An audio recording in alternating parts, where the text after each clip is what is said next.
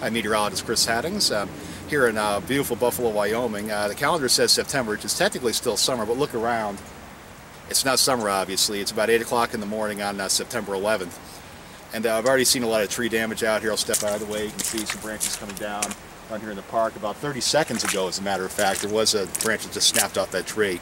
I'll be driving around Buffalo seeing what other damage there is, so stay tuned. Little tree damage there. Big tree, look at that. Wow. Probably the biggest tree I've seen so far. It's come down because of the snow. It's a big one, just snapped right at the top there.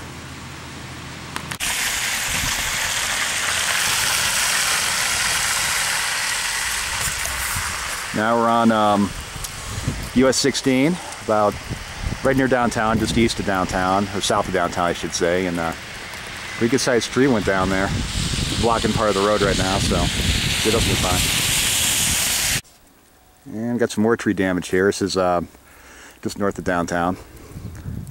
So it took a power line down with it, so there is not really a lot of power. A lot of houses here don't have any power. About 8:30 in the morning on September 11th.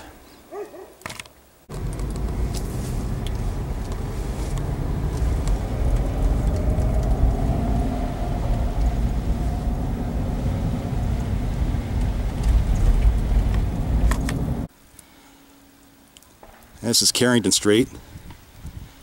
See a lot of limbs down in this area, blocking most of the road. I just heard another one pop. It's still snowing pretty good, about 9 o'clock, so it's like probably more of this is going to be going on. And this is on Adams Street, just north of downtown, about 1 block as a matter of fact. Big tree down there. There's another big limb down way up there. Let's see if I can zoom in so you can see it right there. City's out there as well.